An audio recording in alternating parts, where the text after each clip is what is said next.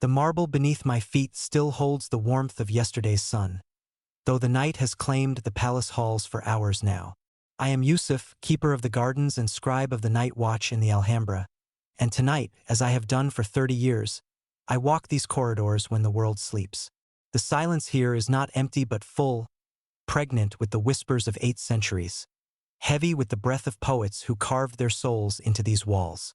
My bare feet know every stone, every slight imperfection in the marble that speaks of human hands that shaped paradise from clay and dreams.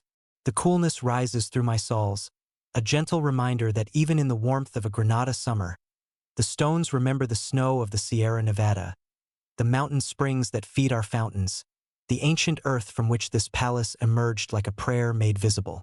The moonlight filters through the delicate arches of the Court of the Lions, casting shadows that dance like calligraphy across the floor. These are not mere shadows but verses, fragments of poems written in light and darkness, temporary inscriptions that Allah writes anew each night.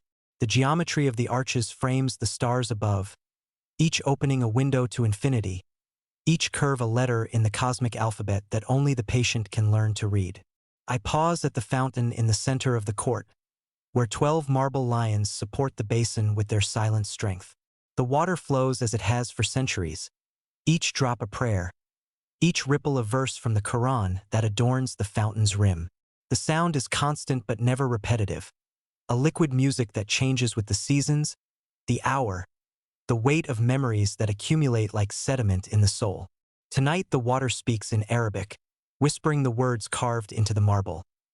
Blessed is he who gave the Imam Muhammad ideas for beautifying his mansions.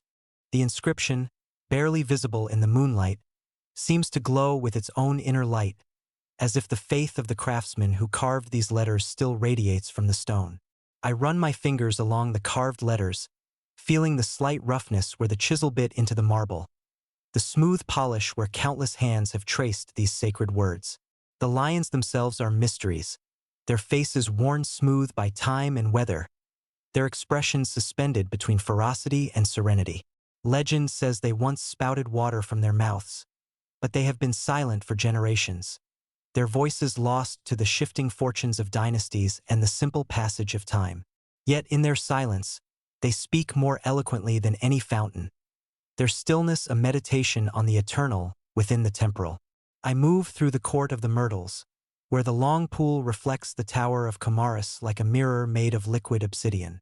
The myrtle hedges release their fragrance into the night air, a scent that carries memories of the gardens of Damascus, of the poet's paradise that the Nasrid princes sought to recreate in this final bastion of Al-Andalus. The reflection in the pool is perfect, doubling the architecture, creating a palace of water beneath the palace of stone. The palace was never meant to be seen in harsh daylight but revealed gradually, like a secret told in whispers, like a poem unfolding line by line. The architects understood that beauty requires shadow as much as light, that the most profound revelations come not in the blinding noon but in the gentle transition between day and night, between the visible and the hidden, between the temporal and the eternal. Each room I enter whispers its own story, its own collection of memories accumulated over centuries of occupation. The Hall of the Ambassadors, with its star-shaped dome that maps the heavens, where diplomats from distant lands once marveled at the sophistication of Granada's court. The throne room where the last Nasrid sultans held court, their power diminishing with each passing year even as their palace grew more beautiful, as if beauty itself could hold back the tide of history. The walls speak in many languages tonight. The formal Arabic of the Quranic inscriptions, the flowing script of the poets who found patronage in these halls, the silent testimony of the craftsmen who translated words into stone, wood, and tile. But beneath these visible voices lies another language, the wordless communication of space and proportion, of light and shadow, of the harmony that emerges when human skill serves divine inspiration. I climb the narrow stairs to the Tower of the Captive, where Queen Isabella is said to have been held during the negotiations for Granada's surrender. The chamber is small, intimate, with windows that frame the city below and the mountains beyond. From here, the red roofs of the Albayacin district spread like a carpet toward the river, punctuated by the white walls of houses that have sheltered families for generations. The night breeze carries the scent of jasmine from the gardens below, mixed with the smoke from the last cooking fires in the city. These are the ordinary smells of life continuing, of people sleeping peacefully under the protection of walls built by men who understood that true strength comes not from thickness of stone but from the beauty that makes life worth defending. The wooden ceiling above me is a cosmos in miniature, each piece fitted with mathematical precision to create patterns that seem to shift and breathe in the candlelight. The Islamic prohibition against representing living forms has led to an explosion of geometric beauty, where abstract patterns become more alive than any portrait, where the infinite can be glimpsed in the repetition of finite forms. I return to the court of the lions, where the fountain continues its eternal song. The water never stops, never tires, never loses its voice. It speaks of permanence in a world of constant change, of the divine presence that flows through all things, of the paradise that exists not in some distant heaven but here, now, in this moment of perfect stillness. The rose garden beyond the palace walls perfumes the air with its ancient fragrance. These are the roses of Damascus, brought here by homesick gardeners who sought to recreate the gardens of their fathers. The flowers bloom in the darkness, their beauty undiminished by the absence of human eyes to appreciate them. They bloom for Allah, for the night, for the sheer joy of existence. As I settle into my customary corner in the Hall of the Two Sisters, where the stalactite ceiling creates a grotto of stone lace, I feel the weight of all the nights I have spent here, all the dawns I have watched break over the Sierra Nevada, all the seasons that have passed through these gardens. The palace is not just a building but a living thing, breathing with the rhythm of centuries, dreaming its own dreams of beauty and loss. The silence deepens as the night progresses, but it is not the silence of emptiness but of fullness, of secrets held in trust, of stories waiting to be told. The walls have absorbed the voices of sultans and poets, architects and gardeners, lovers and mystics. They hold these voices like a library holds books, ready to release them to those who know how to listen. I open my worn copy of Ibn Ziyad's verses, the pages soft with age and handling. The poet's words seem to glow in the candlelight, each verse a window into the soul of Al-Andalus, each metaphor a bridge between the world of form and the world of meaning. The garden wears its finest clothes, he wrote, embroidered with flowers that shame the stars. Here, in this palace garden, his words find their perfect expression. The night is still young, and there are many stories yet to tell, many rooms yet to visit, many voices yet to hear. The marble remembers everything, holds everything, reveals everything to those who have the patience to listen. This is the secret of the Alhambra, not its beauty alone but its capacity to hold beauty, to preserve it, to transform it into something eternal. The water continues its song, the roses continue their bloom, the stars continue their dance across the openings in the ceiling. And I, keeper of the night watch, continue my vigil, walking between the worlds of stone and dream, between the palace that was and the palace that forever is, between the Granada that fell and the Granada that can never die. Tomorrow will bring visitors, voices, the ordinary business of daylight. But tonight belongs to the palace itself, to the voices of the dead who built it, to the dreams of the living who still find in its beauty a glimpse of paradise. Tonight, as every night for 8 centuries, the rose of Alhambra blooms in the darkness, perfect and eternal, waiting for the dawn that will reveal her beauty anew. As the night deepens around me, I find myself drawn to the memories held within these walls, memories that stretch back through the centuries to the golden dawn of Al-Andalus. The palace around me is young compared to the civilization it represents, a final flowering of a culture that once illuminated the world when Europe slept in darkness. I close my eyes and let the stones speak of those earlier days, when Córdoba was the jewel of the West and knowledge flowed like water through the cities of Muslim Spain. In those days, when Córdoba was the jewel of the world, the call to prayer echoed across a city of 500,000 souls, making it the largest city in Europe, larger than Paris and London combined. The Great Mosque, with its forest of horseshoe arches, could hold 40,000 worshippers beneath its roof of red and white stone.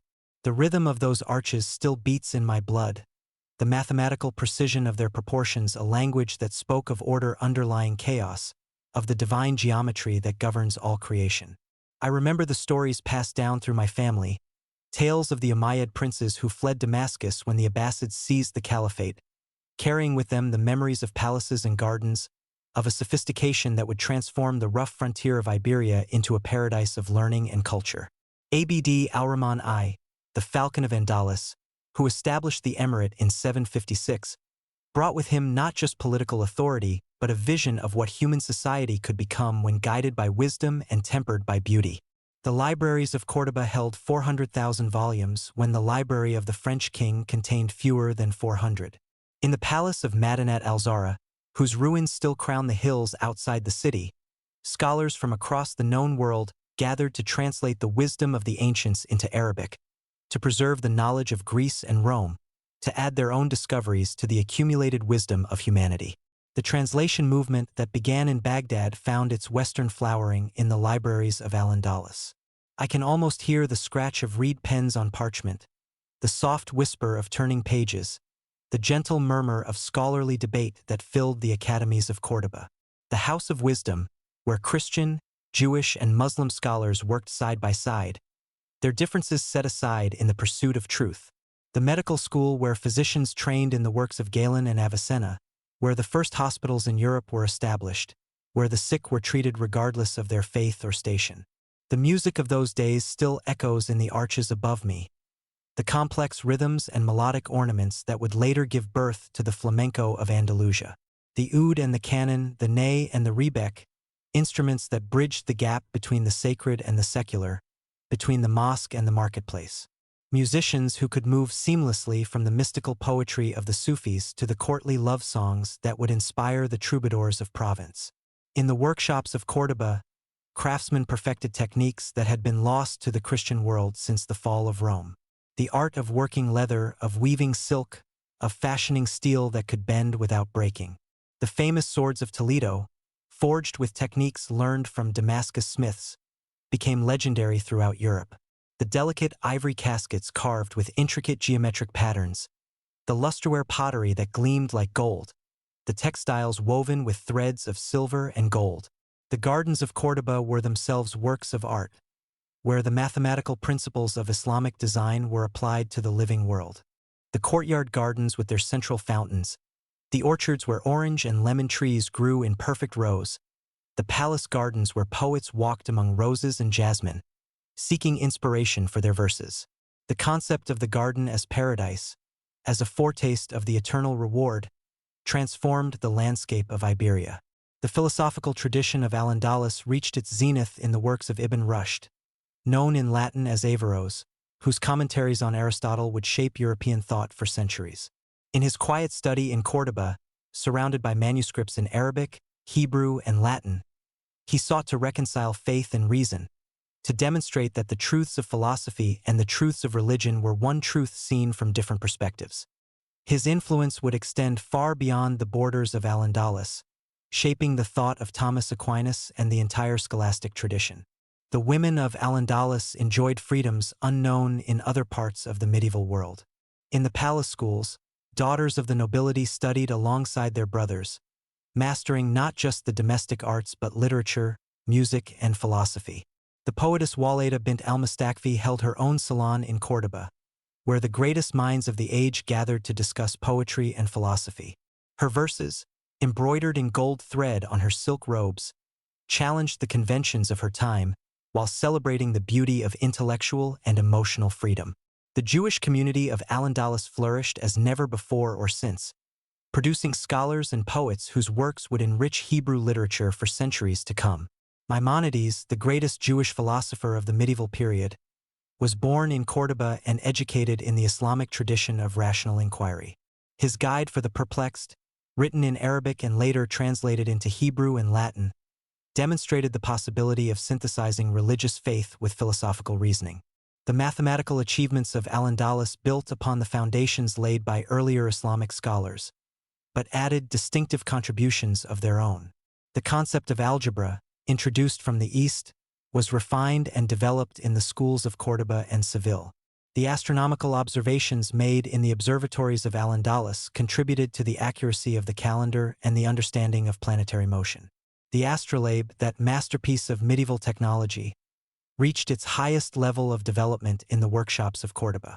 The architectural principles that would later find expression in the Alhambra were first developed in the palaces and mosques of the earlier period. The use of light and shadow to create spiritual effects, the integration of water and architecture, the transformation of structural elements into decorative motifs. All of these innovations can be traced back to the builders of Córdoba and Seville. The horseshoe arch, the muqarnas vaulting, the geometric patterns that turn walls into carpets of stone. These became the vocabulary of a uniquely Andalusian architectural language. The decline of the Córdoba Caliphate in the early 11th century marked the end of the Golden Age, but not the end of the civilization it had created. The Taifa kingdoms that emerged from the ruins of the unified state competed with each other in patronage of the arts, creating a cultural rivalry that produced some of the finest achievements of Islamic civilization. The Palace of the Aljaferia in Zaragoza, the Giralda Tower in Seville, the Kutubiyya Mosque in Marrakesh, all bore witness to the continued vitality of the Andalusian tradition. The Almoravids and Almohads, the Berber dynasties that succeeded the Taifa kingdoms, brought their own austere aesthetic to Al-Andalus, but they could not suppress the cultural flowering that had taken such deep root in Iberian soil. The Mosque of Córdoba was enlarged and embellished. The Palace of the Alhambra was begun, and the tradition of Andalusian poetry reached new heights of sophistication and emotional depth. In the madrasas of Córdoba and Granada, students memorized not just the Quran but the works of the great poets, the principles of Arabic grammar, the intricacies of Islamic law. The curriculum included mathematics and astronomy, medicine and philosophy, music and poetry. The goal was not just to produce scholars but to create cultured individuals who could appreciate beauty in all its forms, who could find the divine presence in the study of nature as well as in the recitation of scripture. The tolerance that characterized Al-Andalus at its best was not merely political pragmatism but a reflection of theological conviction. The Quranic principle that there is no compulsion in religion was interpreted to mean that diversity of belief was part of the divine plan, that the different peoples of the book were meant to compete with each other in good works rather than in warfare. This tolerance created a unique civilization where different traditions could flourish side by side, each contributing to the richness of the whole. The mystical tradition of Al-Andalus, exemplified by figures like Ibn al-Arabi, the great Sufi master of Murcia, sought to find the underlying unity beneath the apparent diversity of religious forms. His concept of the unity of being, developed through years of meditation and study, would influence Islamic thought for centuries to come. The idea that all existence is a manifestation of the divine, that the mystic can experience direct union with the absolute, found expression not just in philosophical treatises but in the very architecture of the palaces and mosques. The economic prosperity that sustained this cultural flowering was based on the agricultural revolution that transformed the landscape of Iberia. The introduction of new crops from the east, rice, cotton, sugarcane, citrus fruits, created new sources of wealth and supported a larger population.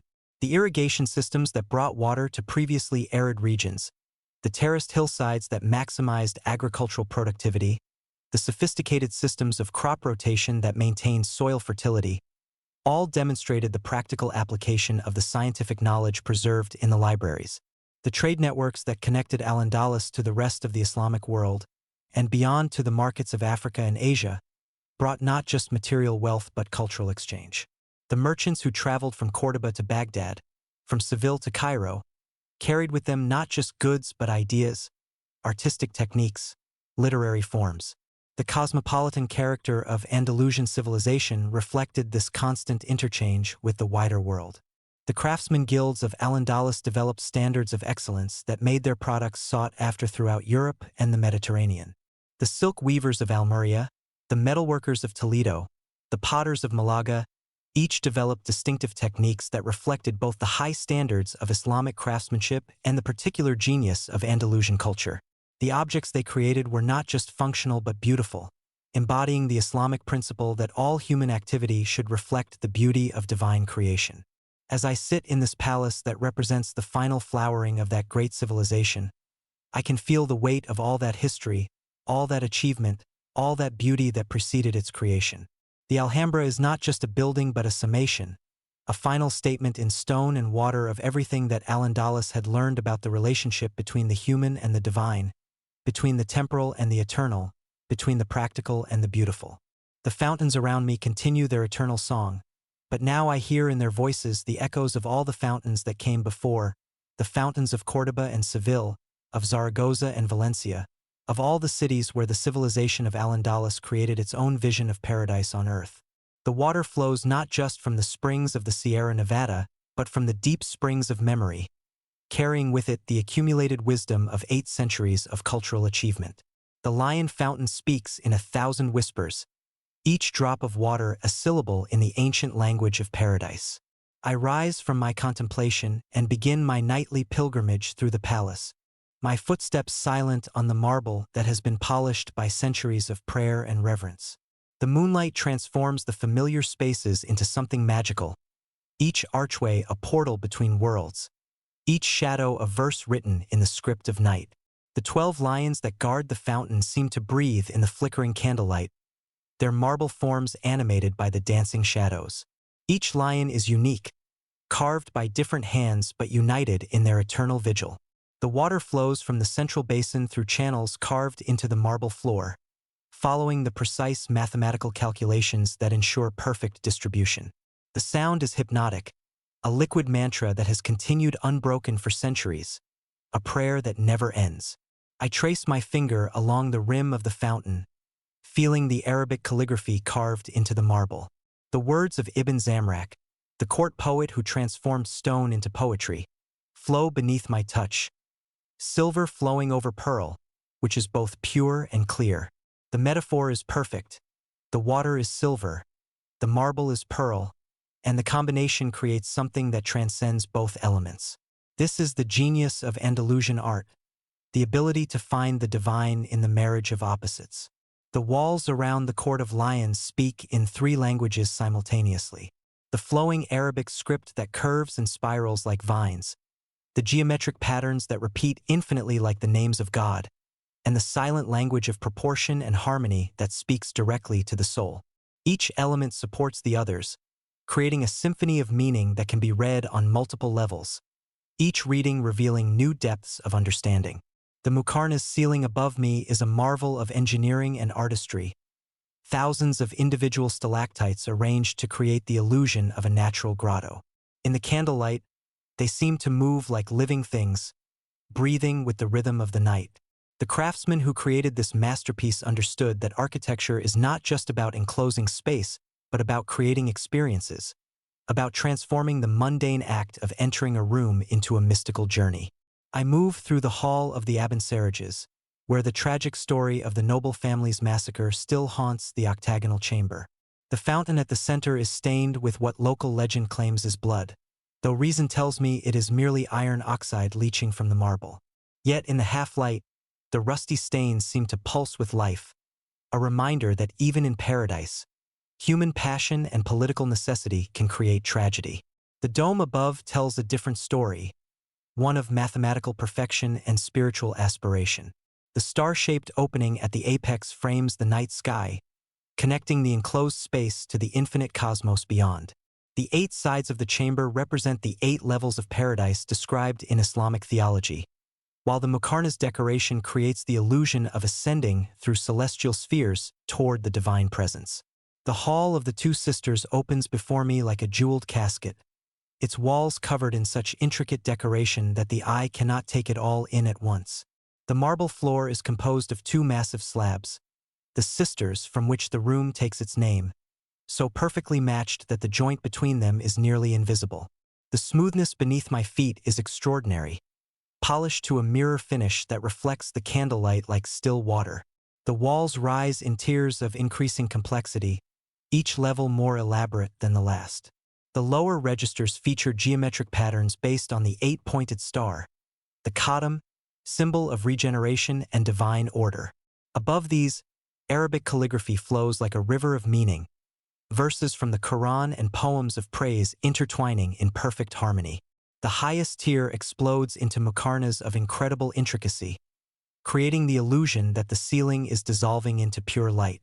I pause before a particularly beautiful section of calligraphy, where the words, "There is no victor but Allah," are repeated in various scripts and sizes. The phrase was the motto of the Nasrid dynasty, but here it becomes something more, a meditation on the nature of power, a reminder that all human achievement is temporary while divine beauty endures. The letters themselves are works of art, each curve and flourish calculated to create not just meaning but visual pleasure. The transition from the Hall of the Two Sisters to the Mirador of Daraxa is marked by a subtle change in the quality of light. The narrow passage opens suddenly into a tower chamber with windows on three sides, each offering a different perspective on the palace gardens below. The Daraxa, or eyes of the house, provides a perfect vantage point for observing the interplay between architecture and landscape that defines the Alhambra.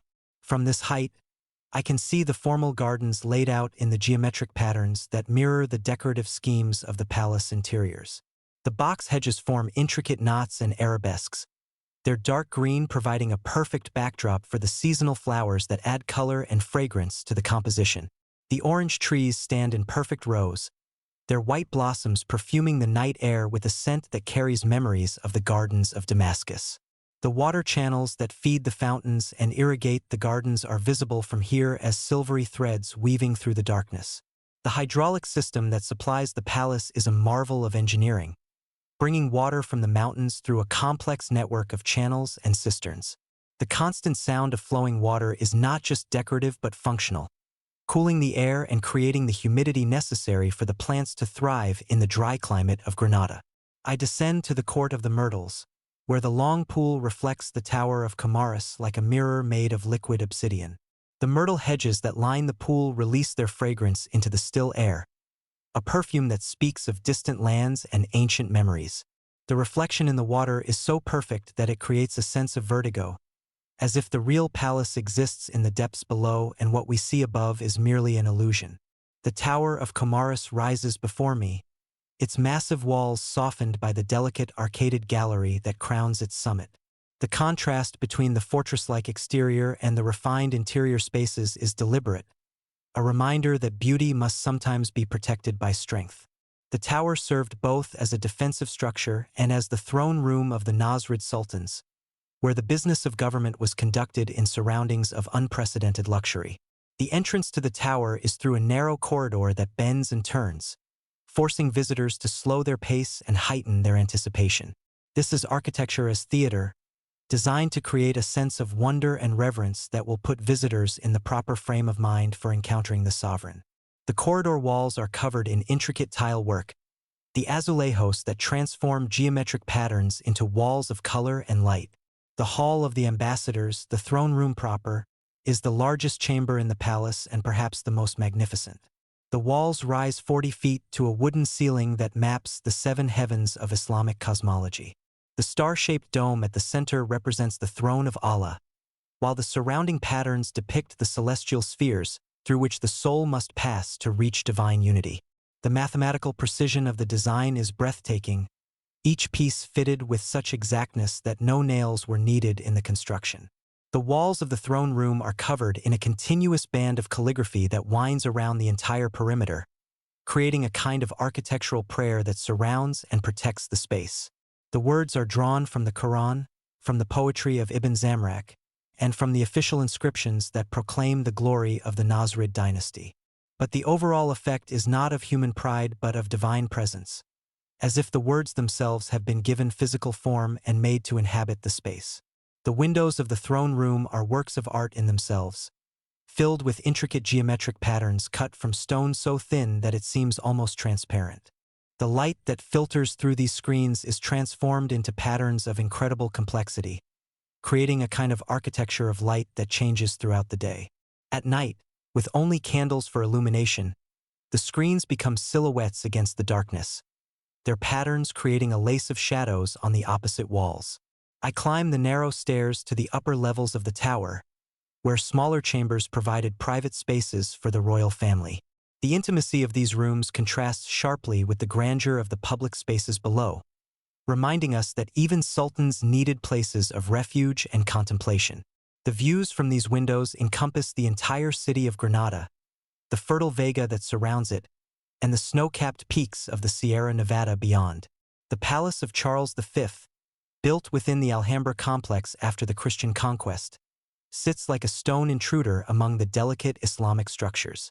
Its Renaissance architecture, with its emphasis on classical orders and mathematical proportions, represents a completely different aesthetic philosophy. Yet even this foreign presence cannot diminish the magic of the original palace, which continues to cast its spell on all who enter its precincts. I return to the gardens, where the night-blooming jasmine fills the air with its intoxicating perfume. The Generalife, the summer palace of the Nasrid rulers, rises on the hillside beyond, its gardens stepped into the natural slope of the terrain. The connection between the two palaces is visual rather than physical, creating a dialogue between architecture and landscape that speaks to the Andalusian understanding of paradise as a garden where the divine presence can be experienced through all the senses. The Patio de la Acequia, the court of the water channel, in the Generalife represents the perfection of the Islamic garden tradition. The central channel, lined with jets of water that create cooling arcs in the hot summer air, leads the eye toward the pavilion at the far end. The surrounding gardens are laid out in geometric patterns that mirror the decorative schemes of the palace interiors, creating a unity of design that extends from the smallest tile to the largest landscape composition. As I walk through these gardens, I am conscious of following paths laid out by the original designers to create specific experiences and emotions. The sudden opening of a vista, the unexpected encounter with a fountain, the carefully calculated interplay of light and shadow, all of these effects were planned to create a sense of wonder and delight that would transport the visitor from the mundane world into a realm of pure beauty. The roses that give their name to the palace bloom in profusion throughout the gardens, their varieties chosen not just for their beauty but for their fragrance and their symbolic significance. The damask roses brought from the east, the white roses of purity, the red roses of passion, each variety adds its own note to the complex symphony of scents that perfumes the night air. The petals fall like snow on the marble paths, creating a carpet of color that will be swept away by the morning gardeners only to be renewed the next day. The sound of water is everywhere, not just the grand fountains of the main courtyards, but the countless smaller jets and channels that create a constant background music of liquid sound. The Moors understood that water is not just necessary for life but essential for the creation of paradise, transforming the harsh landscape of southern Spain into a garden that rivals the descriptions of heaven in the sacred texts. As I complete my circuit of the palace and return to the Court of Lions, I am struck by the way the architecture creates a sense of infinite space within finite boundaries. The use of reflection, the play of light and shadow, the integration of interior and exterior spaces, all of these techniques create the illusion that the palace extends far beyond its physical limits, that it partakes of the infinite even while remaining anchored in the material world. The night is advancing, and soon the first light of dawn will begin to transform the palace once again. But for now, in this perfect moment of darkness and silence, the Alhambra exists in its most essential form, not as a building but as a prayer made visible, a poem written in stone and water, a rose that blooms eternal in the garden of memory. The poets wrote their souls into these walls, and tonight I can feel their presence stirring in the silence like incense rising from an invisible brazier. I settle into the alcove where Ibn Zamrak once sat, composing the verses that now adorn the very stones around me. His words given eternal form in the marble and tile. The candlelight flickers across the carved calligraphy, bringing the letters to life, making them dance like living things across the surface of the walls. In the golden age of Al-Andalus, poetry was not merely an art form but a way of life, a language that bridged the gap between the human and the divine, between the temporal and the eternal. The great poets were not just entertainers but philosophers, theologians, and mystics whose verses carried the deepest insights of their civilization. Their words were carved into palace walls, sung in the streets, memorized by scholars, and whispered by lovers in the gardens of Córdoba and Seville. I open my manuscript of Ibn Hazm's The Ring of the Dove. The pages yellow with age but the words still burning with the passion of their creation. Written in Córdoba in the 11th century, this masterpiece of Arabic literature explores the nature of love with a sophistication that would not be matched in European literature for centuries. Love is a serious mental disease, Ibn Hazm wrote, and the treatment of it is only to be found in the union of the two lovers. His analysis of the psychology of love, based on his own experiences and observations, created a new vocabulary for discussing the emotions that drive human behavior. The verses seem to whisper themselves in the darkness. I have seen love drive men to madness, transform the wise into fools, and turn the eloquent into stammering children. Yet I have also seen it elevate the humble to heights of nobility, inspire the coward to acts of heroism, and grant the mortal a glimpse of the eternal. Ibn Hazm understood that love was not just an emotion but a force that could transform the soul, a ladder that could lead the seeker from the material world to the realm of pure spirit. The story of Ibn Zaydan and Walida bin al-Mustakfi represents the peak of romantic poetry in Al-Andalus, a passionate love affair that produced some of the most beautiful verses in the Arabic language. She was a princess, the daughter of the Umayyad Caliph al-Mustakfi, who held her own literary salon in Córdoba where poets and scholars gathered to discuss the deepest questions of existence. He was a young poet from a noble family, gifted with a voice that could move hearts and change minds. Their love affair scandalized the court but produced poetry that still echoes in these walls. I can almost hear Walida's voice as she recited her famous verses. I am, by God, fit for high positions, and am going my way with pride. I allow my lover to touch my cheek, and bestow my kiss on him who craves it. Her words were embroidered in gold thread on her silk robes, a declaration of independence that challenged the conventions of her time while celebrating the freedom that love could bring. Ibn Zaydan's response transformed personal passion into universal truth. Two secrets we kept when we met: your visit and our love. When you left, you took one with you and entrusted me with the other. If you should honor the trust and conceal your secret, I shall honor mine and never speak of your visit. The delicate balance between revelation and concealment, between the public and the private, reflects the sophisticated understanding of love that characterized Andalusian poetry. The walls of the palace bear witness to their tragic separation, when political intrigue and jealousy drove them apart. Ibn Zaydan's exile from Córdoba produced his greatest work, the Nuniyya, a poem of loss and longing that captures the essence of nostalgia. I remember you in Zara with longing, and the horizon is clear, the face of the earth serene. The breeze was tender, as if it took pity on me, and the garden smiled, adorned with its finery. The technique of Andalusian poetry was as sophisticated as its emotional content. The poets mastered the classical Arabic meters but adapted them to express their own unique experiences. The ghazal, the love poem, reached heights of refinement in Al-Andalus that were never surpassed. The qasida, the formal ode, became a vehicle for exploring philosophical and theological questions. The zajal, the popular song, brought the language of poetry closer to the speech of ordinary people. Ibn Quzman, the master of the zajal, created a new form of poetry that combined Arabic with the Romance languages spoken by the common people of Al-Andalus. His verses, written in the dialect of the streets, captured the energy and humor of daily life while maintaining the sophisticated wordplay and complex metaphors of classical Arabic poetry. The world is a wedding and I am the groom, he sang, dressed in the finest clothes of joy and surrounded by the music of existence. The Muwashahat, the strophic poems that developed in Al-Andalus, created a new form of musical poetry that influenced both Arabic and European literary traditions. These complex compositions, with their intricate rhyme schemes and refrains, were designed to be sung rather than recited, creating a perfect marriage between words and music. The final section, the Kharja, often contained lines in Romance languages, creating a linguistic bridge between the different cultures of medieval Iberia. Abu al-Walid ibn Rushd, known in the West as Averroes, was not only a philosopher but a poet whose verses explored the relationship between reason and faith. His Incoherence of the Incoherence was a philosophical masterpiece, but his poetry revealed the emotional depths beneath his rational arguments. The truth has faces like the facets of a jewel, he wrote, each one reflecting the light of understanding in its own way, yet all participating in the same essential illumination.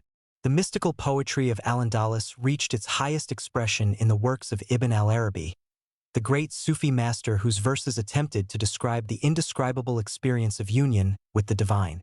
His Interpreter of Desires used the language of earthly love to explore the soul's relationship with God, creating a mystical vocabulary that would influence Islamic spirituality for centuries.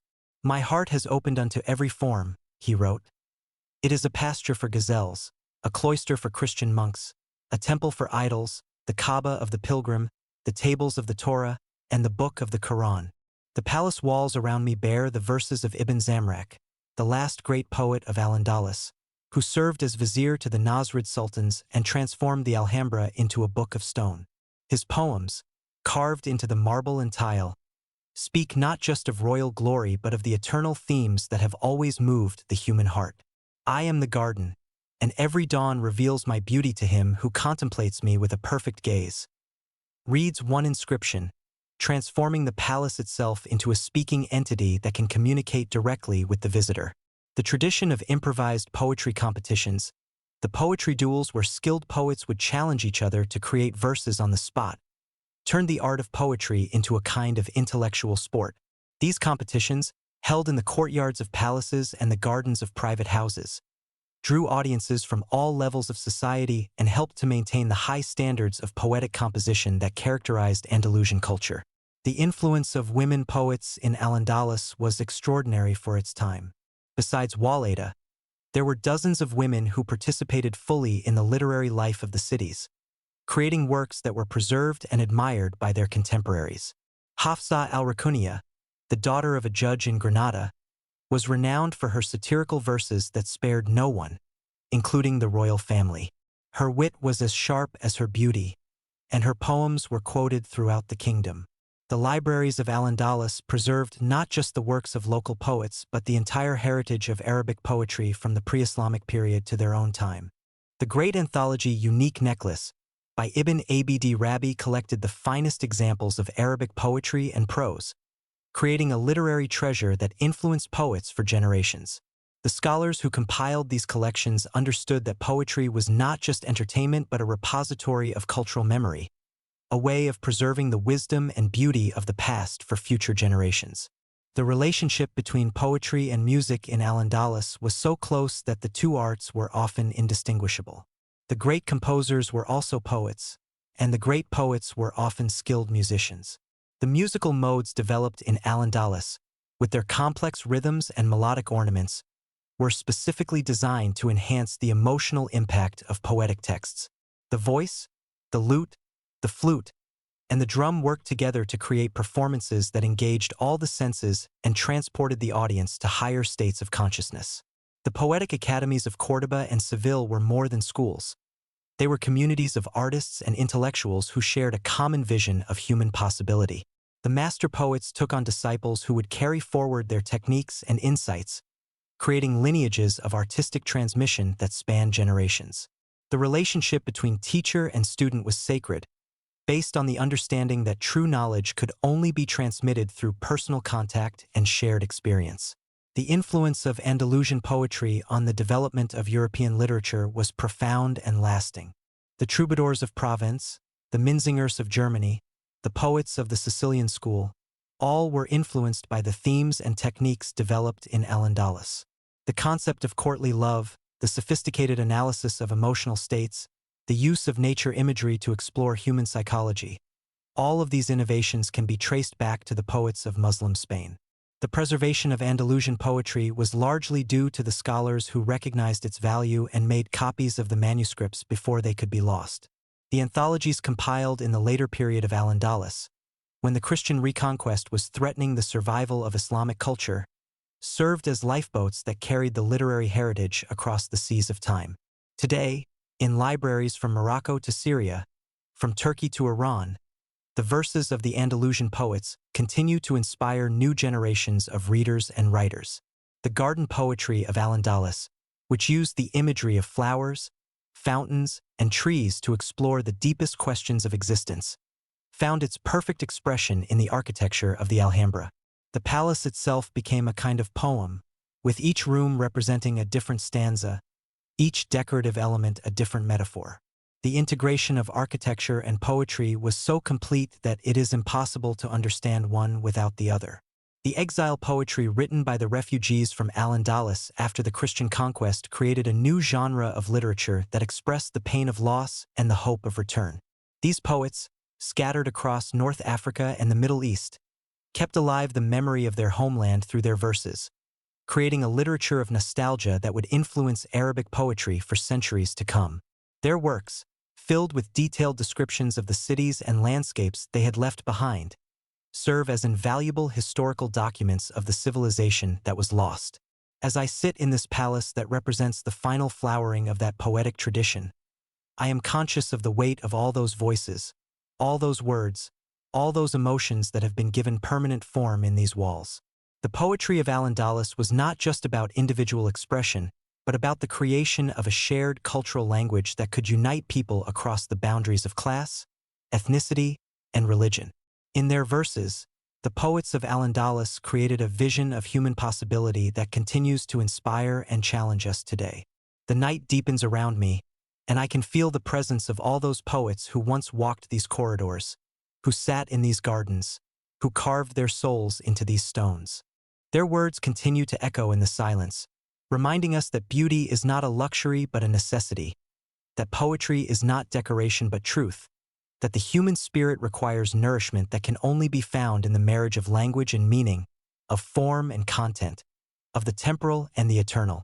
The last king of Granada wept as he turned away from the city of his fathers, and in that moment, 8 centuries of Islamic civilization in Iberia came to an end. I can feel the weight of that final dawn pressing down upon these walls, the echo of that last goodbye still reverberating through the chambers where once the greatest poets of Al-Andalus composed their verses. The night around me seems heavier now, pregnant with the memory of loss, thick with the ghosts of those who saw their world crumble like ancient parchment touched by flame. Abu Abdullah Muhammad XII, known to history as Boabdil, the last sultan of Granada, was not born to be a tragic figure. In another time, in another world, he might have been remembered as a patron of arts and learning, a ruler who understood that true power comes not from the sword but from the cultivation of beauty and wisdom. But fate had cast him in a different role, as the final guardian of a dying civilization, the keeper of a flame that was slowly being extinguished by the winds of change. The siege of Granada began in the spring of 1491, when the combined armies of Isabella of Castile and Ferdinand of Aragon, the Catholic monarchs, established their camp in the fertile plain below the city. From the towers of the Alhambra, the defenders could see the banners of the Christian kingdoms fluttering in the wind, a forest of crosses and lions that stretched to the horizon. The sight must have filled them with despair, for they knew that this was not just another raid but a final reckoning, the end of a long twilight that had begun with the fall of Córdoba 2.5 centuries earlier. The walls of Granada were strong, built by generations of Nasrid rulers who understood that their kingdom survived only through constant vigilance. The Alcazaba, the fortress that crowned the Alhambra hill, had weathered countless sieges and emerged victorious. But this time was different. The Christian armies that surrounded the city were not raiders seeking plunder, but crusaders determined to complete the Reconquista, to restore the Iberian Peninsula to Christian rule after 7 centuries of Islamic presence. The irony was bitter. The very sophistication that had made Al-Andalus great now worked against it. The refined court culture, the emphasis on poetry and philosophy, the tolerance that had allowed different faiths to coexist, all of these qualities seemed like weaknesses in the face of the harsh realities of medieval warfare. The Christian kingdoms, unified by their faith and their determination to reclaim what they saw as their rightful inheritance, possessed a single-minded purpose that the divided and weakened Islamic states could not match. The months of siege wore on with a grinding inevitability. The wells within the city began to run low, the granaries were emptied, and the population faced the specter of starvation. From my position in the palace, I can imagine the anguish of the defenders as they watched their children grow thin, their elderly weaken, their hope fade like flowers in the desert sun. The fountains of the Alhambra continued to flow, but they seemed to mock the suffering of the city below, their liquid songs a reminder of the abundance that was slipping away. The diplomatic negotiations that preceded the surrender were conducted with the elaborate courtesy that masked deep desperation. The Christian monarchs, confident in their inevitable victory, could afford to be generous in their terms. They promised religious freedom for the Muslim population, protection for their property, and respect for their customs. These promises, recorded in the Treaty of Granada, would prove to be as ephemeral as morning mist, but at the time they offered hope to a people who had few alternatives. Boabdil's mother, Aixa, is said to have reproached her son with words that have echoed through the centuries. "You do well to weep like a woman for what you could not defend like a man." The cruelty of this judgment, delivered at the moment of his greatest anguish, reveals the impossible position in which the last sultan found himself. He was blamed for losing what perhaps no one could have saved, criticized for surrendering what continued resistance would only have destroyed more completely. The final negotiations took place in the Hall of the Ambassadors, where I now sit in contemplation. The great throne room, with its star-shaped ceiling that mapped the heavens and its walls covered in verses proclaiming the glory of God and the Nasrid dynasty, witnessed the end of everything it had been built to celebrate. The Christian representatives, armed with the confidence of victory, faced the Muslim delegates across the same marble floor where once the greatest poets of Al-Andalus had recited their verses to appreciative audiences. The keys to the city were handed over in a ceremony that attempted to preserve dignity in the face of defeat. The silver keys, wrought by the finest craftsmen of Granada, passed from Muslim hands to Christian ones, carrying with them the symbolic weight of a civilization in transition. The very objects that had once secured the gates of paradise now opened them to exile and transformation, to the end of one world and the beginning of another. The exodus that followed the surrender was like a river of tears flowing from the city that had been the last bastion of Islamic Spain. Families that had lived in Granada for generations, whose ancestors had witnessed the rise and fall of the Almoravids and Almohads, who had served the Nasrid sultans with loyalty and devotion, now faced the terrible choice between conversion and exile.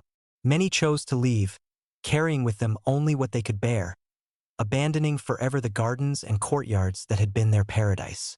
The scholars and poets were among the first to go, understanding that their way of life would not survive the coming changes. The libraries that had preserved the wisdom of Al-Andalus were dispersed, their precious manuscripts scattered to the winds or hidden in secret places where they might survive until better times. The madrasas fell silent, their students departed, their teachers fled to North Africa or the Ottoman Empire, carrying with them the intellectual traditions that had made Granada great. The craftsmen who had created the wonders of the Alhambra found themselves without patrons, their skills suddenly unwanted in a world that valued different forms of beauty. The workers in leather and silk, the masters of metalwork and ceramics, the builders who understood the secrets of makarnas and geometric decoration, all became refugees in their own land, their knowledge relegated to the margins of a society that was being rapidly transformed.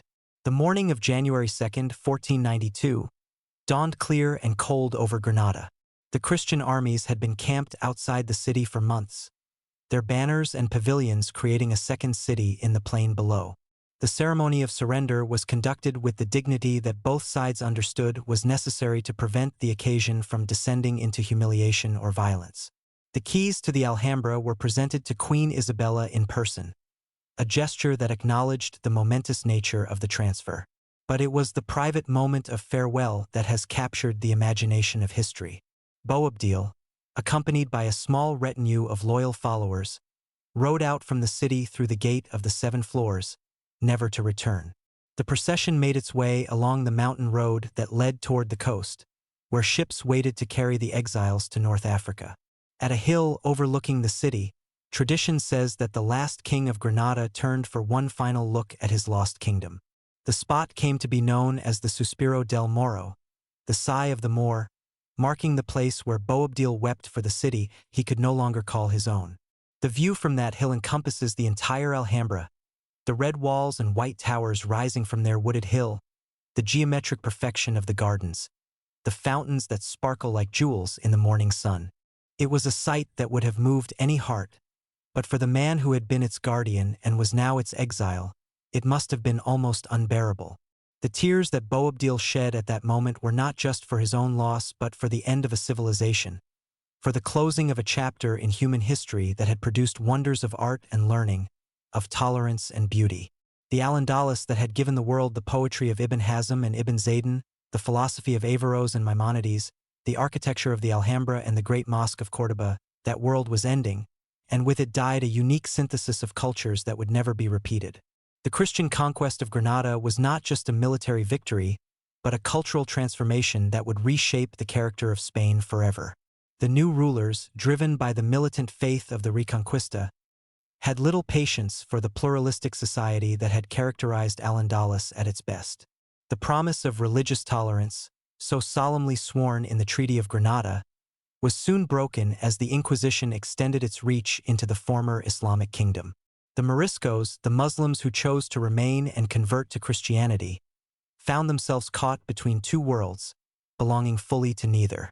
Their private adherence to Islamic customs and beliefs was viewed with suspicion by the Christian authorities, while their public profession of the Christian faith was seen as apostasy by their former co-religionists. The tragic fate of this community, caught between the grinding wheels of religious intolerance, would unfold over the following century as they faced increasing persecution and eventual expulsion. The architectural legacy of Al-Andalus faced a more complex fate. The Alhambra, too beautiful to destroy and too valuable to abandon, became a royal residence for the Christian monarchs. Charles V, the Holy Roman Emperor, built his own Renaissance palace within the Islamic complex, creating a dialogue between different architectural languages that continues to fascinate visitors today. The juxtaposition of the circular Renaissance courtyard with the flowing curves of the Islamic chamber speaks to the tension between preservation and transformation that characterized the Spanish approach to their Islamic heritage. The gardens of the Alhambra, those earthly paradises where the poets of Al-Andalus had found inspiration for their verses, gradually changed character under Christian rule. The geometric patterns that had reflected Islamic concepts of divine order gave way to more naturalistic designs influenced by Italian Renaissance models. The orange trees and cypress groves remained, but they were arranged according to different principles, creating spaces that were beautiful in their own way but that spoke a different language of the sacred. The city of Granada itself underwent a profound transformation.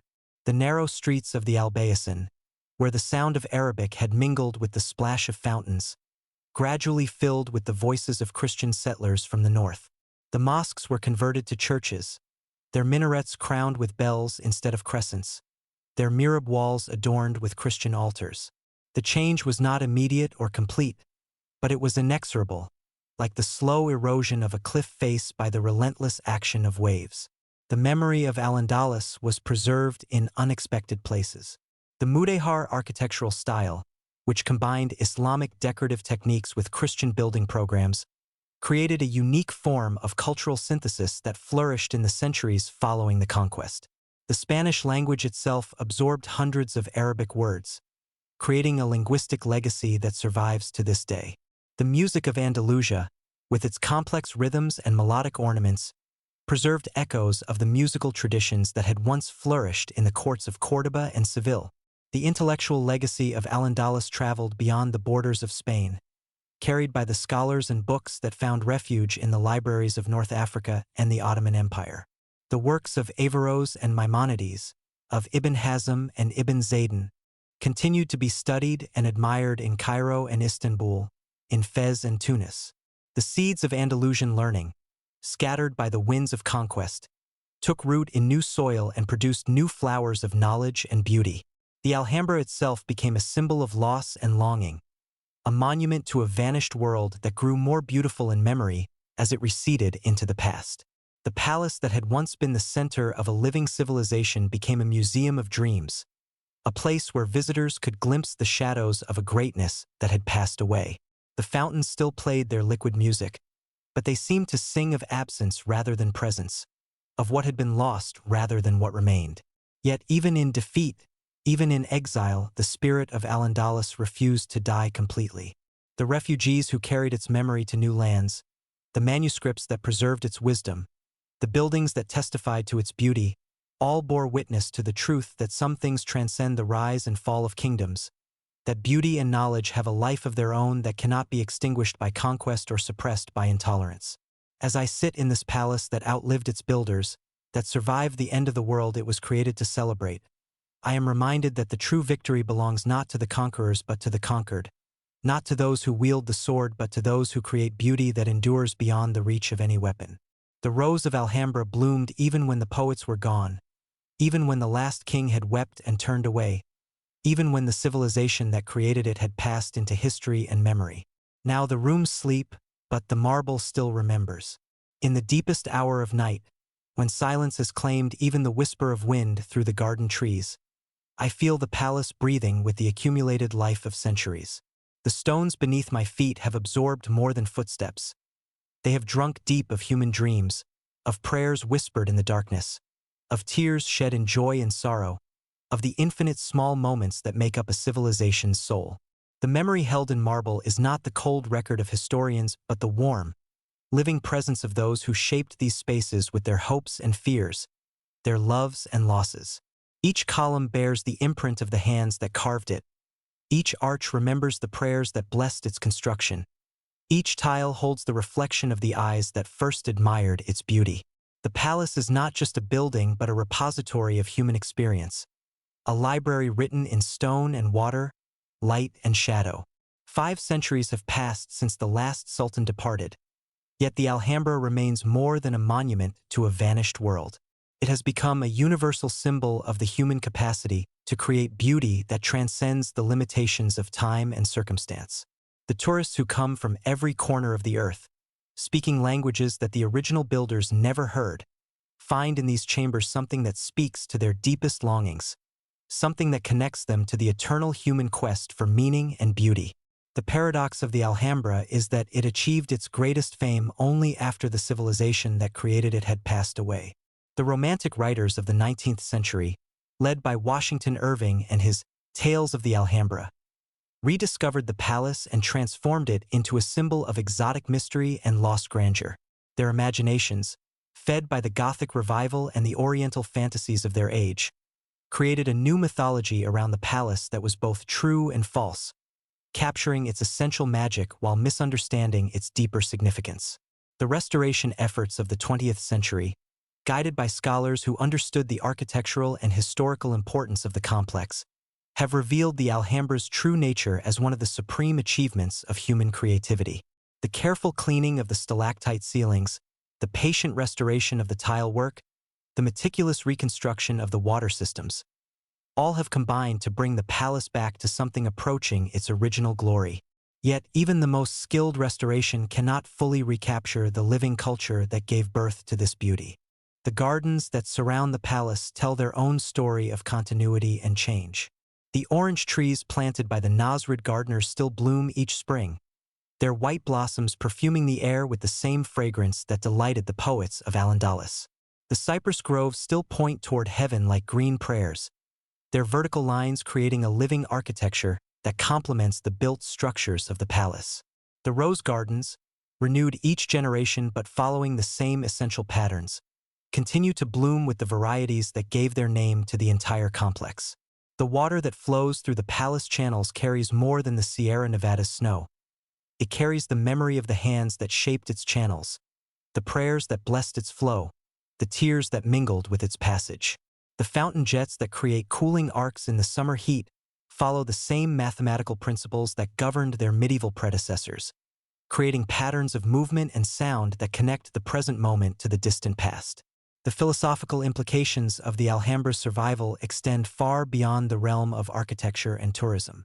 In an age of rapid change and technological disruption, the palace stands as a reminder that some human achievements possess a quality that transcends their immediate historical context. The mathematical precision of the geometric patterns, the sophisticated understanding of light and shadow, the perfect integration of interior and exterior spaces, these represent insights into the nature of beauty that remain valid regardless of the political or religious systems that may rise and fall around them. The Islamic principle that inspired the palace's creation, that all beauty is a reflection of divine beauty, that the material world can serve as a mirror for spiritual truth, has found new expression in the contemplation of visitors who may not share the original builder's faith, but who recognize in these spaces something that speaks to their own spiritual longings. The palace has become a kind of universal mosque, a place where people of all backgrounds can experience the transcendent through the medium of human creativity. The tragedy of Al-Andalus lies not just in its political defeat, but in the loss of the model of coexistence that it represented. The tolerance that allowed Christians, Muslims, and Jews to live and work together. The intellectual curiosity that led to the preservation and transmission of ancient wisdom. The aesthetic sensibility that saw beauty as a divine gift to be cultivated and shared. All of these qualities were swept away by the harsh winds of religious and political conflict. Yet the memory of that lost world continues to inspire new generations of artists, writers, and thinkers who find in the example of Al-Andalus a vision of what human society might become. The palace serves as a tangible reminder that such achievements are possible, that human beings can create spaces where beauty and wisdom flourish, where different traditions can meet and enrich each other, where the divine presence can be experienced through the contemplation of perfect forms. The influence of the Alhambra on subsequent architecture has been profound and far-reaching. The neo-Islamic buildings of the 19th and 20th centuries, from the Brighton Pavilion to the mosques of British India, all draw inspiration from the architectural vocabulary developed in medieval Granada. The modern understanding of the relationship between architecture and landscape, between indoor and outdoor spaces, between structure and decoration, has been shaped by the lessons learned from the study of this remarkable complex. The literary legacy of the Alhambra is equally rich. The palace has inspired countless works of fiction, poetry, and drama, from the romantic fantasies of the 19th century to the sophisticated historical novels of contemporary writers. The image of the palace as a lost paradise, a fragment of heaven preserved in stone, has become a permanent part of the Western imagination, a symbol of the human capacity to create beauty that outlasts the civilizations that produce it. The scientific study of the Alhambra has revealed layers of meaning that were invisible to earlier generations. The mathematical analysis of the geometric patterns has uncovered sophisticated understanding of symmetry and proportion that anticipates modern developments in crystallography and group theory. The acoustic properties of the chambers have been studied by researchers interested in the relationship between architecture and sound. The hydraulic systems that supply the fountains have provided insights into medieval engineering that are still relevant today. The conservation challenges faced by the Alhambra in the 21st century reflect the broader problems of preserving cultural heritage in an age of mass tourism and environmental change. The delicate balance between making the palace accessible to visitors and protecting it from the damage caused by human presence requires constant vigilance and innovative solutions. The rise in global temperatures, the changing patterns of rainfall, the pollution from the modern city of Granada, all pose new threats to the long-term survival of this irreplaceable monument. The digital age has brought new possibilities for experiencing and preserving the Alhambra. Virtual reality tours allow people who cannot visit in person to explore the chambers and gardens from anywhere in the world. High-resolution photography and laser scanning have created detailed records of every surface, every carving, every tile, ensuring that the palace's beauty will be preserved even if the original structure should somehow be damaged or destroyed. The educational programs that bring school children to the palace are perhaps the most important investment in its future.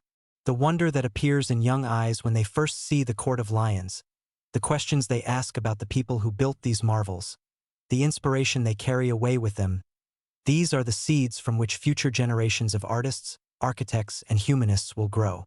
The palace's survival depends not just on the efforts of conservators and historians, but on the continuing capacity of human beings to recognize and value beauty. The spiritual dimension of the Alhambra's appeal cannot be separated from its aesthetic impact. The palace was designed not just to please the eye but to elevate the soul, to create spaces where the divine presence could be experienced through the contemplation of perfect forms. The integration of calligraphy and architecture, the use of geometric patterns to suggest infinite complexity underlying apparent simplicity, the careful manipulation of light and shadow to create constantly changing moods, all serve to transform the act of moving through the building into a form of worship. The silence that fills the palace in the deep hours of night is not empty but pregnant with meaning. It is the silence of eternity, the quiet that underlies all sound, the peace that passes understanding. In this silence, the voices of the past can still be heard, the prayers of the faithful, the verses of the poets, the laughter of children playing in the gardens. The palace becomes a bridge between the world of the living and the world of memory, between the temporal and the eternal. The rose gardens that give their name to the palace continue to bloom each spring, their cycles of growth and decay a reminder of the eternal processes that govern all life. The varieties planted by the medieval gardeners, the damask roses brought from Syria, the white roses of purity, the red roses of passion, still perfume the air with their ancient fragrance. Each bloom is both new and eternal, a unique expression of the same creative force that shaped the universe and continues to shape it moment by moment. The fountain in the Court of Lions continues its eternal song, the water flowing as it has for centuries, each drop part of an endless cycle that connects the mountain snows to the sea. The sound is both constant and ever-changing, a liquid music that speaks of permanence within flux, of the eternal within the temporal. The 12 lions that guard the fountain have witnessed the rise and fall of dynasties, the coming and going of countless visitors, the slow passage of the seasons and the years. The geometric patterns that cover the palace walls speak of mathematical truths that transcend the particular culture that discovered them. The 8-pointed star, the interlacing polygons, the complex arabesques that seem to move and breathe in the candlelight, all reflect deep structures in the nature of reality that remain valid regardless of the religious or philosophical systems that may interpret them. The palace becomes a kind of three-dimensional mandala, a sacred geometry made manifest in stone and tile. The legacy of the Alhambra extends far beyond the boundaries of Spain or the Islamic world. The palace has become a universal symbol of human creativity, a reminder that art and architecture have the power to transcend the limitations of their time and place. The tourists who come from every corner of the earth, the scholars who study its innovations, the artists who draw inspiration from its beauty, all participate in a continuing dialogue between the past and the present, between the creators and the created. The night is ending, and soon the first light of dawn will begin to transform the palace once again. The shadows will retreat, the colors will emerge, the daily cycle of life and activity will resume.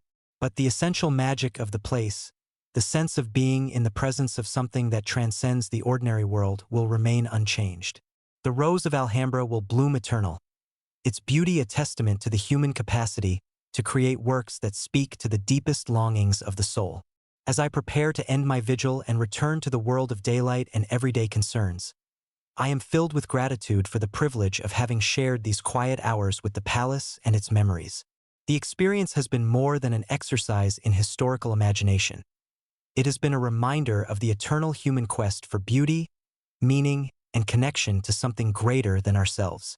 The walls around me will outlast my own brief passage through this world, as they have outlasted the passage of countless others. The fountain will continue its song, the roses will continue to bloom, the geometric patterns will continue to speak their silent truths about the nature of existence. The palace will endure, not as a monument to a vanished civilization but as a living reminder that the human spirit, in its quest for beauty and meaning, can create works that partake of the eternal. She was not a palace, she was a poem carved in silence, a prayer made visible in stone and water, a rose that bloomed in the garden of eternity. In Alhambra, even the shadows speak Arabic, whispering the verses of poets who found in these chambers a glimpse of paradise. The rose of Alhambra bloomed even when the poets were gone, even when the last king had wept and turned away, even when the civilization that created it had passed into history and memory. For in the end, the true victory belongs not to the conquerors but to the conquered, not to those who wield the sword but to those who create beauty that endures beyond the reach of any weapon. The marble still remembers, the fountains still sing, the roses still bloom, and in their eternal presence, the spirit of Al-Andalus lives on, a testament to the indestructible power of human creativity to transform the world through the magic of beauty and the alchemy of love. Epilogue. The seeds of tomorrow. The dawn breaks over Granada as it has for centuries, painting the walls of the Alhambra in shades of rose and gold. But today carries within it the seeds of transformations yet to come. As I stand in the Court of Lions for the last time in this night's vigil, I see not just the palace as it is, but as it will become a bridge between worlds, a teacher of civilizations yet unborn, a silent prophet of possibilities that even now are stirring in the distant future. The influence of Al-Andalus and the Alhambra on the centuries that followed its fall would prove more profound than even its creators could have imagined. Like seeds scattered by the wind, the ideas and artistic innovations that flourished in medieval Granada would take root in unexpected places, growing into new forms of beauty and understanding that would reshape the world in ways both subtle and revolutionary. The refugees who fled Granada in 1492 carried with them more than personal belongings. They bore the living memory of a civilization that had achieved something remarkable: the successful synthesis of diverse cultural traditions into a unified whole. In the cities of North Africa, in the courts of the Ottoman Empire, in the intellectual centers of Cairo and Damascus, these exiles would plant the seeds of Andalusian culture in new soil, creating hybrid forms that would influence Islamic civilization for centuries to come. The architectural principles developed in the Alhambra would find new expression in the great mosques and palaces of the Ottoman period. The Blue Mosque in Istanbul, the palaces of Topkapi, the gardens of Samarkand all would bear the subtle influence of Andalusian design principles. The integration of water and architecture, the use of geometric patterns to create infinite complexity, the sophisticated understanding of light and shadow, these innovations would spread throughout the Islamic world and beyond, influencing even the colonial architecture of the European powers.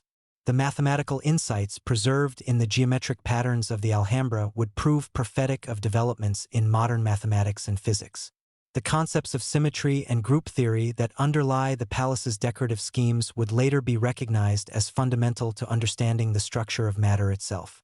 The crystallographic patterns discovered in the 20th century would reveal striking similarities to the tile work of medieval Granada, suggesting that the Islamic geometers had intuited deep truths about the nature of reality centuries before modern science would rediscover them.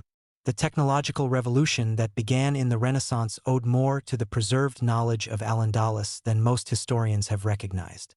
The astronomical instruments perfected in Córdoba and Granada, the mathematical techniques developed in the madrasas of Islamic Spain, the optical principles explored by scholars like Ibn al-Haytham, all would prove essential to the scientific revolution that transformed European civilization.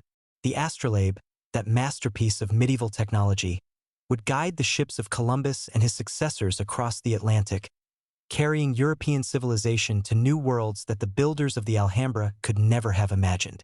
The Renaissance itself, that flowering of art and learning that marked the beginning of the modern era, was deeply influenced by the rediscovery of classical texts that had been preserved in the libraries of Al-Andalus. The works of Aristotle and Plato, the medical treatises of Galen and Hippocrates, the mathematical insights of Euclid and Ptolemy, all had been carefully copied and commented upon by the scholars of Islamic Spain, ensuring their survival through the dark centuries that followed the fall of Rome. The concept of religious tolerance that had characterized Al-Andalus at its best would prove prophetic of developments in modern political theory. The idea that diverse religious communities could coexist within a single state, that difference of belief need not lead to conflict, that the pursuit of knowledge transcends religious boundaries. These principles would eventually find expression in the Enlightenment ideals of toleration and pluralism that would shape the modern world. The literary innovations of the Andalusian poets would have a profound impact on the development of world literature. The concept of courtly love, the sophisticated analysis of emotional states, the use of nature imagery to explore human psychology, all would influence the poetry of medieval Europe and beyond. The troubadours of Provence, the minzingers of Germany, the poets of the Sicilian school all would draw inspiration from the techniques and themes developed in Al-Andalus, creating a poetic tradition that would eventually give birth to the Renaissance sonnet and the modern lyric. The influence of Andalusian music would prove equally far-reaching. The complex rhythms and melodic ornaments that had characterized the music of medieval Granada would migrate to the Americas with the Spanish colonists, influencing the development of flamenco, fado, and countless other musical forms. The guitar, perfected in the workshops of Al-Andalus, would become the instrument of choice for folk musicians around the world, carrying the echo of Andalusian melodies to every corner of the globe. The horticultural innovations developed in the gardens of the Alhambra would transform the landscape of the modern world. The techniques of irrigation and cultivation that had made the gardens of Granada possible would be adapted to new environments, enabling the cultivation of exotic plants in climates where they had never grown before. The botanical gardens of the colonial period, the great parks of the 19th century, the modern science of ecology, all would owe debts to the gardeners of Al-Andalus who had first understood the principles of creating sustainable beauty in harmony with natural systems. The philosophical synthesis achieved by the scholars of Al-Andalus would anticipate many of the intellectual developments of the modern era. The attempt to reconcile faith and reason, the exploration of the relationship between the individual and the divine, the understanding of knowledge as a universal human heritage, all would find new expression in the philosophical movements that would shape the modern world. The works of Averroes and Maimonides, of Ibn Hazm and Ibn al-Arabi, would continue to influence thinkers centuries after their deaths, providing insights that would prove relevant to new generations grappling with eternal questions. The economic innovations that had supported the prosperity of Al-Andalus would prove prophetic of developments in global commerce. The sophisticated banking systems, the international trade networks, the standardization of weights and measures, all would anticipate the commercial revolution that would transform the world economy in the early modern period. The merchant techniques developed in the markets of Córdoba and Granada would be adapted and refined by the trading companies of the Renaissance, enabling the creation of the first truly global economy. The technological innovations that had made the Alhambra possible would continue to influence architectural development for centuries. The sophisticated understanding of structural engineering, the innovative use of materials, the integration of functional and decorative elements, all would inspire new generations of builders and designers. The great architects of the Renaissance, the colonial builders of the New World, the industrial engineers of the 19th century, all would draw lessons from the techniques perfected in medieval Granada. The colonial period would see the direct transplantation of Andalusian architectural forms to the Americas, where they would adapt to new climates and cultures. The missions of California, the colonial cities of Mexico and Peru, the plantation houses of the Caribbean, all would bear the influence of Andalusian design principles, creating new synthetic forms that would define the visual character of the New World. The courtyards with their central fountains, the use of tile and stucco decoration, the integration of indoor and outdoor spaces, all would become characteristic features of colonial architecture. The Romantic movement of the 19th century would rediscover the Alhambra as a symbol of exotic beauty and mysterious wisdom. The writings of Washington Irving, the paintings of David Roberts, the musical compositions of Isaac Albanese, all would contribute to a new mythology surrounding the palace that would influence European culture for generations.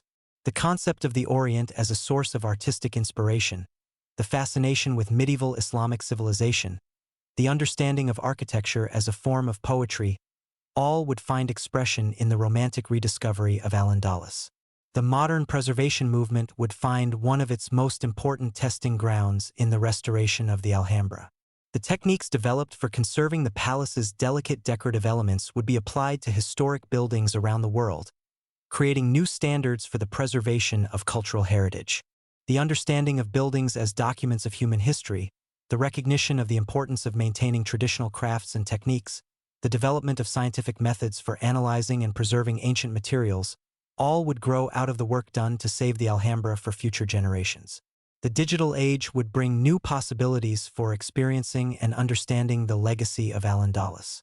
Virtual reality reconstructions would allow people to experience the palace as it appeared in medieval times, complete with the sounds, smells, and activities that had once filled its chambers. Artificial intelligence would be used to analyze the geometric patterns and architectural principles, revealing hidden relationships and mathematical insights that had been invisible to earlier generations of scholars. The environmental challenges of the 21st century would give new relevance to the sustainable practices developed in Al-Andalus. The sophisticated water management systems, the integration of buildings with their natural environment, the use of local materials and traditional construction techniques, all would provide models for architects and planners seeking to create buildings that work in harmony with natural systems rather than against them. The globalization of culture in the modern era would create new opportunities for the influence of Andalusian traditions. The increasing interaction between different civilizations, the growing appreciation for cultural diversity, the recognition of the importance of preserving traditional knowledge, all would contribute to a renewed interest in the achievements of Al-Andalus. The palace would become a UNESCO World Heritage Site, recognized as a treasure belonging not just to Spain but to all humanity. The continuing conflicts between different religious and cultural communities in the modern world would give new urgency to the example of Al-Andalus. The vision of a society where different traditions could coexist and enrich each other, where intellectual curiosity could transcend religious boundaries, where beauty could serve as a universal language, all would provide inspiration for those seeking to build bridges between divided communities. The rise of Islamic civilization in the modern period would find inspiration in the achievements of Al-Andalus. The great mosques and cultural centers built in the 20th and 21st centuries would draw on the architectural vocabulary developed in medieval Granada, adapting ancient forms to contemporary needs. The revival of Islamic art and scholarship would look back to the golden age of Al-Andalus as a model of what Islamic civilization could achieve when it was open to the world and confident in its own traditions. The future of the Alhambra itself would depend on the continuing ability of human beings to recognize and preserve beauty. The palace would face new challenges from climate change, from urban development, from the pressures of mass tourism. But it would also benefit from new technologies and new understanding of conservation principles, ensuring that future generations would be able to experience the magic that has captivated visitors for centuries. As the sun rises fully over Granada, casting its golden light through the arches of the Court of Lions, I am filled with a sense of completion and continuity. The palace that began as the dream of medieval princes has become a universal symbol of human creativity, a bridge between past and future, a reminder that the highest human achievements transcend the boundaries of time and culture. The rose of Alhambra will continue to bloom, its beauty a testament to the eternal human capacity to create works that speak to the deepest longings of the soul, works that carry within them the seeds of infinite possibility and endless renewal.